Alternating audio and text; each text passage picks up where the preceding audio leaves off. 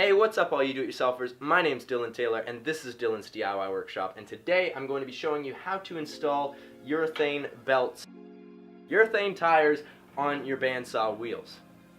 Okay, so the first thing that we're going to start off with is setting our oven to the lowest temperature we've got, so that'll probably be about 170 degrees Fahrenheit. And I've used this casserole dish and filled it with water. The idea is to get it to about 120 degrees Fahrenheit before we start. And while we're waiting for that to warm up, we can go ahead and take the cover off our bandsaw using whatever screws or bolts you need to take off to get it, and then also taking off the bandsaw wheel, and in my case it was just 1 3/4 inch nut, and I used a wrench to take that off.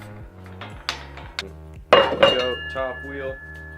You're going to want to take this time to also remove the bottom wheel. Done in the same way.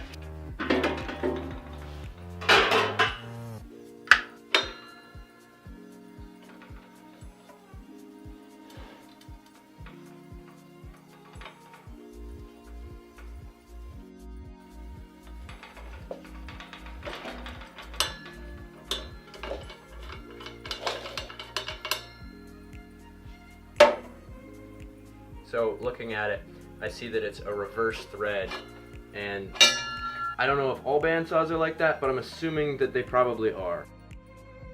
And to do that, I'm just going to use a little bit of bleach thread.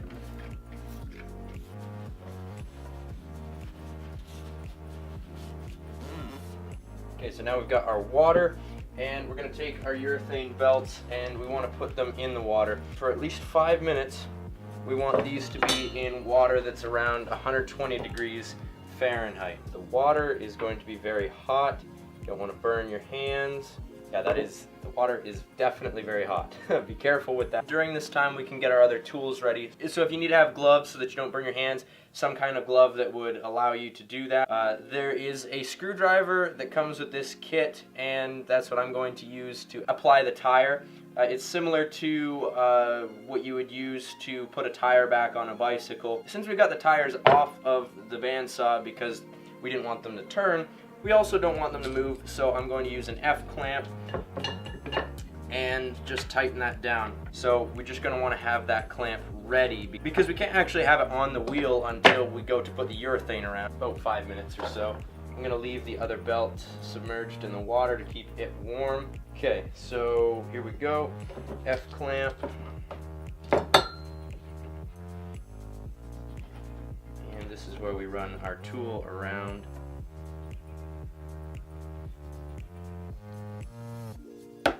There we go. Notice how I held it down with this other hand. If I hadn't have done that, it would have just, the gap part, the part that wasn't actually around the wheel, it would have just went around and you would have been kind of like chasing a bubble of air around the wheel. That's why I held it down, and that was a bit tough on my hands. Might want to wear gloves. Just running around to make sure that it's seated properly all the way around. Go. That is tire 1 done. Alright, and let's see if we can get a bit of a different angle for tire 2. The paper towel, again, just to dry it off. We don't need all that extra water on our bandsaw. And we're going to hold it down over here. See, if we don't hold it down, see how it's, the bubble right here is just going to follow it around?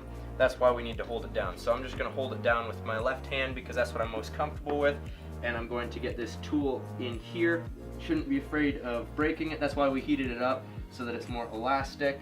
And pull that tool out.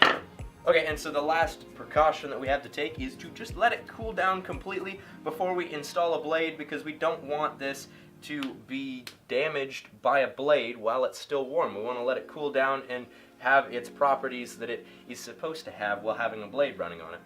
But we can, however, reinstall the wheels on the bandsaw. We just don't want to put a blade on it. Alright guys, that is going to be it for this video. I really do hope that you guys enjoyed, maybe learned something new. Okay, so that brings us to the end of this video, guys. Thank you so much for watching. I will be making another video on how to install a blade, because that is also the next step that I have to make to actually get this thing running. So thank you guys so much for watching. A huge shout out to my Patreon supporters for allowing me to keep creating videos the way that I do, for just making this dream a reality. So thank you to all of you. A special thank you to Randy, Robin Bird, and Mike Maxwell, the top tier Patreon supporters.